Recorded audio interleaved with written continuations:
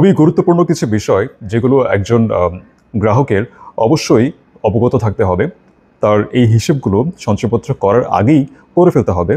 সেই বিষয়গুলো হচ্ছে, ধরুন আপনি একটি বড় অঙ্কের টাকা সঞ্চয়পত্রে বিনিয়োগ করবেন। ধরুন আমরা সর্বোচ্চ সীমাটুকুই ধরি, সেটি ৪৫ লক্ষ টাকা, যেটা পরিবার সঞ্চয়পত্রে করা যায়।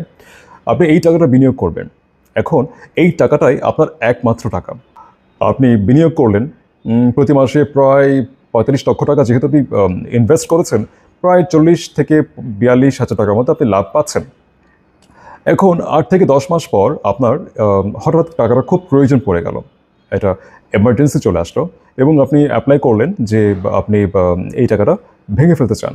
তাহলে আপনার এটা জানা থাকা উচিত, সঞ্চয়পত্র করার পর প্রথম বছরে যদি কেউ সেটা ভেঙে ফেলে, তাহলে যেই মাসে সে ভাঙবে ওই মাস পর্যন্ত তাকে যতগুলো লাভ দেওয়া হয়েছে সবগুলো লাভ তার কাছ থেকে নিয়ে নেওয়া হবে। এরপর তাকে বাকি টাকাটুকু ফিরিয়ে দেওয়া হবে। একই রকম আপনার যদি আপনি দ্বিতীয় বছর গিয়ে ভাঙেন, আপনাকে একটি নির্দিষ্ট হারে লাভ দিবে, বাকি যে টাকাগুলো বাড়তি দিয়েছিল সেই টাকাগুলো নিয়ে নেবেন। তো কাজে দেখা যাচ্ছে যে গ্রাহকের মোটামুটি একটি ভালো ক্ষতি হয়ে যায়, কারণ তাকে আগে যে মুনাফাগুলো দেওয়া হয়েছিল সেই মুনাফাগুলো নিশ্চয়ই তিনি ব্যবহার করে ফেলেছেন, হ্যাঁ, কিংবা অন্য কোনো জায়গায় উনি ইনভেস্ট করেছেন।